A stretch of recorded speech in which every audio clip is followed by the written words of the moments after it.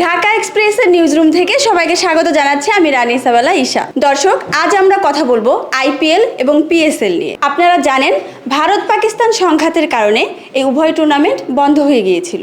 নিরাপত্তাজনিত কারণে অনেক বিদেশি খেলোয়াড়রাই ভারত পাকিস্তান ছেড়ে চলে গিয়েছিলেন। তবে সুখবর হলো ভারত পাকিস্তান সংঘাত থেমে গিয়েছে। আবারও শুরু হতে চলেছে এই দুই টুর্নামেন্ট। অনেক বিদেশি খেলোয়াড়রাই জাতীয় দায়িত্ব, নিরাপত্তাজনিত কারণ বা ব্যক্তিগত কারণে অনুপস্থিত থাকতে পারেন। যেমন অস্ট্রেলিয়ান ক্রিকেটার জ্যাক ফ্রেজার ম্যাকগার্ড ব্যক্তিগত কারণ দেখে আইপিএল থেকে সরে গিয়েছেন। তার পরিবর্তে খেলবেন বাংলাদেশের মুস্তাফিজুর রহমান। এই ব্যাপারে আজকে কথা বলবো আমাদের ঢাকা এক্সপ্রেসের নিউজ রুম এডিটর সোহান আলাজির সাথে। চলুন ভাইয়া, কেমন আছেন? জি ভালো, ধন্যবাদ। জি ভাইয়া, আপনার কাছে জানতে চাচ্ছি আইপিএল ও পিএসএল এই দুটো টুর্নামেন্টই কিন্তু মাঝপথে থেমে গিয়েছিল, তো আবার যেহেতু শুরু হতে যাচ্ছে, তো এই টুর্নামেন্টগুলোর সূচিতে কোনো পরিবর্তন এসেছে কি? জি, দুটি টুর্নামেন্টের সূচিতেই উল্লেখযোগ্য পরিবর্তন এসেছে। আপনারা জানেন যে বিগত ৮ মে ভারত পাকিস্তান চলমান সংঘর্ষের জেরে দিল্লি ক্যাপিটালস বনাম পাঞ্জাব কিংসের মধ্যকার ধর্মশালা স্টেডিয়ামে ম্যাচটি চলছিল, সেটি স্থগিত হয়ে যায় এবং এর পরবর্তীতে অনির্দিষ্টকালের জন্য কিন্তু আইপিএল বন্ধ হয়ে যায় এবং বেশ কিছুদিন সময় নেয় বিসিসিআই যে পরিবর্তিত যে সূচিটা সেটি প্রকাশ করতে, এবং পাশাপাশি ওই সময় কিন্তু পিএসএলও বন্ধ হয়ে গিয়েছিল।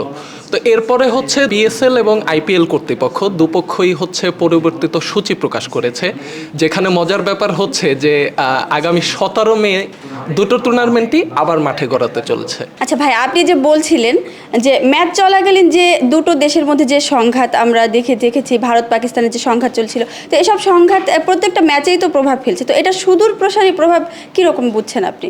জি, একটা গুরুত্বপূর্ণ প্রশ্ন করেছেন আপনি। ভূরাজনৈতিক বৈরিতা থেকে শুরু করে দু দেশের মধ্যকার যে শত্রুতা, আমি মনে করি যে খেলাধুলা এসবের অনেক ঊর্ধ্বে, এবং এই যে ভারত পাকিস্তানের মধ্যকার যে চলমান উত্তেজনা, যেটি বর্তমানে আমরা বলতে পারি যে খানিকটা প্রশমিত হয়ে উঠেছে, তো এর প্রভাব আসলে সুদূর প্রসারী। আপনারা অনেকেই জানেন যে 2009 সালে শ্রীলঙ্কান ক্রিকেট দল যখন পাকিস্তানে সফরে গিয়েছিল, তখন শ্রীলঙ্কান টিম বাসের উপর একটা ভয়াবহ সন্ত্রাসী হামলা হয়, এবং এরপর কিন্তু পাকিস্তানে প্রায় 6 বছর আন্তর্জাতিক ক্রিকেট বন্ধ ছিল। একটা বিশ্বকাপ জয়ী এবং র্যাঙ্কিংয়ে মোটামুটি টপ 5 থেকে 6-এ থাকা একটা দল, যারা 6 বছর নিজেদের দেশে কিন্তু কোনো আন্তর্জাতিক টুর্নামেন্ট আয়োজন করতে পারেনি। এর পাশাপাশি আমরা তো বুঝতেই পারি যে বিদেশি খেলোয়াড়রা আসলে এসব পরিস্থিতির সঙ্গে অভ্যস্ত নয়, এবং তারা মনস্তাত্ত্বিক দিক থেকে কিছুটা সেন্সিটিভ প্রকৃতির হয়ে থাকে, আপনারা বুঝতেই পারছেন। যেমন আমরা রিশাদ হোসেনের বর্ণনায় কিন্তু দেখেছি যে ড্যারেন মিচেল সহ অন্যান্য বিদেশি ক্রিকেটাররা কী পরিমাণ আতঙ্কিত ছিল, এবং আপনারা অনেকেই হয়তো বা সামাজিক যোগাযোগ মাধ্যমে ভিডিওটা দেখেছেন যে ধর্মশালায় ম্যাচ চলাকালীন আইপিএল যেভাবে বন্ধ হয়ে গেল, ফ্লাড লাইট অফ হয়ে যাচ্ছে, আইপিএল কর্তৃপক্ষ এভাবে হাত দিয়ে ইশারা দিয়ে দর্শকদেরকে বলছে যে স্টেডিয়াম থেকে বের হয়ে যান। এরকম দৃশ্য আসলে বিগত 5-7 বছরে ক্রিকেট দেখেছে কিনা এটা আমার মাথায় এই মুহূর্তে আসছে না, এবং অবশ্যই এর সুদূর প্রসারী ভূমিকা। দেখুন, ভারত তো আন্তর্জাতিক ক্রিকেট বলুন, ফ্রাঞ্চাইজি ক্রিকেট বলুন, এতে রাজত্ব করছে বলতে গেলে।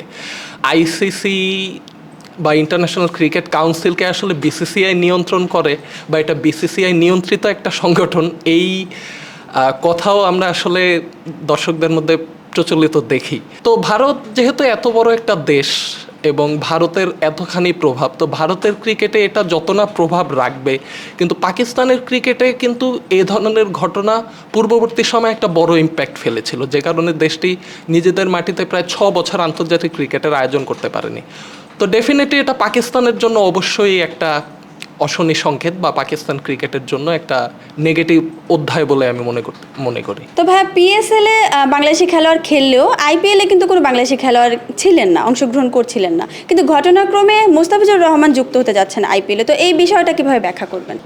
এই বিষয়টার ব্যাখ্যা হলো যে ফ্রাঞ্চাইজি টি-20 লিগ টুর্নামেন্টে আইপিএল কিন্তু পায়োনিয়ার, বা সর্বপ্রথম বলতে গেলে আইপিএলই এই টি-20 ফ্রাঞ্চাইজি লিগ সেটা চালু করেছে বলে আমরা বলতে পারি। আইপিএল এমন একটা টুর্নামেন্ট যেখানে প্রচণ্ড চাপ থাকে, এবং অর্থের ঝনঝনানি, এবং দর্শকদের উপস্থিতি থেকে সমর্থকদের প্রত্যাশা, একজন খেলোয়াড়কে যতগুলো টাকা দিয়ে কেনা হয় সেই পরিমাণ পারফরমেন্স তার হচ্ছে মাঠে দেখানোর বা ডেলিভার করারও কিন্তু একটা চাপ থাকে। তো সেই হিসাবে আইপিএলের সাথে যদি আমরা কম্প্যারিজন বা তুলনায় আনি, সেই হিসাবে হচ্ছে পিএসএল মোটামুটি কিন্তু নতুন। পিএসএলেরও বয়স যথেষ্ট হয়েছে, কিন্তু আইপিএলের তুলনায় কিন্তু এই ফ্র্যাঞ্চাইজিটার বয়স কম। পিএসএলে বাংলাদেশি ক্রিকেটার এবার নাহিদ রানা খেলেছেন, রিশাদ হোসেন খেলেছেন, সম্প্রতি হচ্ছে সাকিব আল হাসানও পিএসএলে অন্তর্ভুক্ত হয়েছেন। এখন মোস্তাফিজুর রহমানের বিষয়টা হচ্ছে যে মোস্তাফিজুর রহমান কিন্তু আইপিএলের সর্বোচ্চবার ডাক পাওয়া বাংলাদেশি ক্রিকেটার, এবং মোস্তাফিজের কিন্তু আইপিএলের এই প্রেশারটা বা এই চাপটা মধ্য দিয়ে সে কয়েক আসরে গিয়েছে এবং ভিন্ন ভিন্ন দলের হয়ে গিয়েছে। তো এক্ষেত্রে হচ্ছে মোস্তাফিজুর রহমানের অভিজ্ঞতাটা অবশ্যই কাজে লাগবে। এবং আপনি জানেন যে দিল্লি ক্যাপিটালসের এবার যে প্রধান পেসার ছিল মিচেল স্টার্ক, তার হচ্ছে গণমাধ্যম ঘেটে আমি যতটুকু জানতে পারলাম যে তার আর আইপিএলে ফেরার সম্ভাবনা নেই। সরাসরি কোনো কারণ না দেখালেও বলা হচ্ছে যে এই সম্প্রতি ভারত পাকিস্তান উত্তেজনার জেরেই হচ্ছে সে আর অস্ট্রেলিয়া থেকে নাও ফিরতে পারে। এছাড়া হচ্ছে সামনে ওয়ার্ল্ড টেস্ট চ্যাম্পিয়নশিপের ফাইনাল আসছে অস্ট্রেলিয়ার সাউথ আফ্রিকার সঙ্গে, তার সেখানেও যোগ দিতে হবে। সো যেহেতু দলের মেইন বোলার নেই এবং মুস্তাফিজ আগের এক আসরেও দিল্লি ক্যাপিটালসে খেলেছে, সুতরাং এই জন্য আসলে মুস্তাফিজুর রহমান একটা ভালো চয়েস বাংলাদেশি প্লেয়ারদের মধ্য থেকে। আচ্ছা, এবার একটু ভিন্ন প্রসঙ্গে আসি। ভারতীয় ক্রিকেটার বিরাট কোহলি সম্প্রতি উনি টেস্ট থেকে অবসর নিয়েছেন।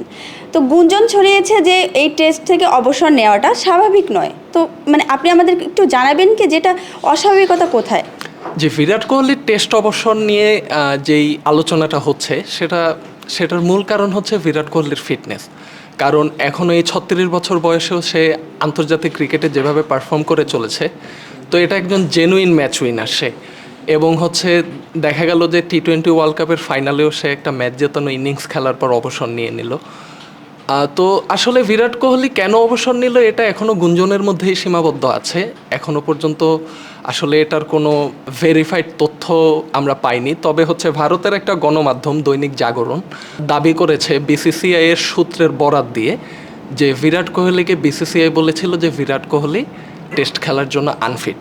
বাট এটা গুজবেই সীমাবদ্ধ, কারণ এর অ্যান্টিথিসিসে আমরা এরকম কথাও পাই যে বোর্ড খুব করে চেয়েছিল যে বিরাট কোহলি আসন্ন ইংল্যান্ড সফরের টেস্ট দলে থাকুক। কারণ আপনারা জানেন যে ইংল্যান্ডের টেস্ট ম্যাচ সবসময় একটু বৈরী কন্ডিশনে, এবং উপমহাদেশের দলগুলোর জন্য ইংল্যান্ডে আসলে টেস্ট খেলাটা মোটামুটি কঠিন। এবং পাশাপাশি হচ্ছে ভারতীয় টেস্ট দল থেকে সম্প্রতি হচ্ছে রোহিত শর্মা এবং রবিচন্দ্রন আশ্বিনের মতো দুই এক্সপিরিয়েন্স ক্যাম্পেইনার অবসর নিয়েছে। তো বোর্ড খুব করে চাইছিল যে বিরাট কোহলি সফরটায় থাকুক এবং ভারতীয় টেস্ট দলকে সার্ভ করুক। তো আসলে দু ধরনের কথাই শুনতে পাওয়া যাচ্ছে, বাট এটার এখনও পর্যন্ত কোনো ভেরিফাইড তথ্য বা কোন স্টেটমেন্টটা সত্য এ ধরনের কোনো নির্ভরযোগ্য তথ্য পাওয়া যায়নি। ভাই, আপনাকে অসংখ্য ধন্যবাদ। এই ছিল আইপিএল ও পিএসএল নিয়ে ঢাকা এক্সপ্রেসের নিউজ রুম পর্যালোচনা। আজ তবে এখানেই শেষ করছি। পরবর্তীতে আবারও হাজির হব নতুন কোনো টপিক নিয়ে। ততক্ষণ পর্যন্ত সবাই ভালো থাকবেন, সুস্থ থাকবেন, ঢাকা এক্সপ্রেসের সাথেই থাকবেন।